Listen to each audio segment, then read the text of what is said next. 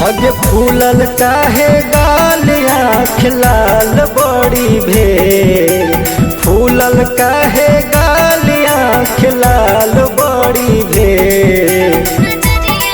हर न जाने हो पिया के कर नजरिया गड़ी गे, साड़ी के मोतिया झरी गे।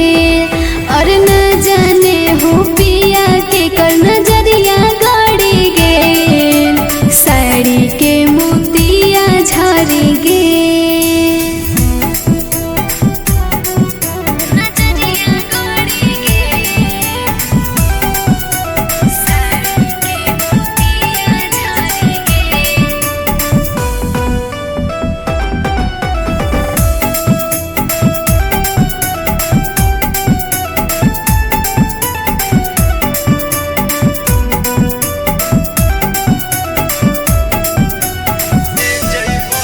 ले जइबो कलकत्ता तोरा बाजार पूरा नामी, सरिया दिलाई देबो मन पसंद के दामी। एगो दिल हो साड़ी पिया साल भर हमरा टानी, दिल कई नजर आई जाने कौन भातर कटानी।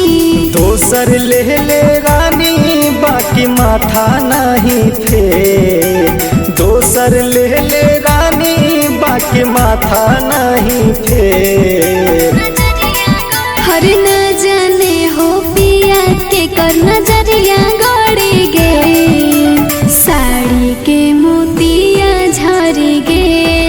और न जाने हो पिया के कर नजरिया गड़ी गे, साड़ी के मोतिया झरी गे।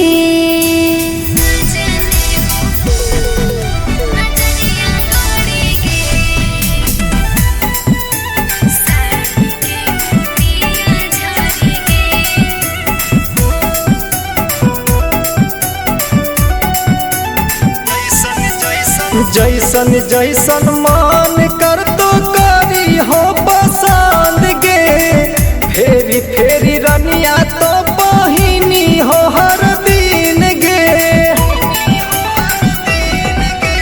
ले लो एगो आस लगा के दिल में हाल सारा था, के कर उठल दर्दा जब दिल गई हमर मरादा। भूल जो ना रानी तू के कहरो से लाय, भूल जो ना रानी तू के कहरो से लाय। ना जाने हो पिया के कर नजरिया गड़ी गे, साड़ी के मोतिया झरी गे।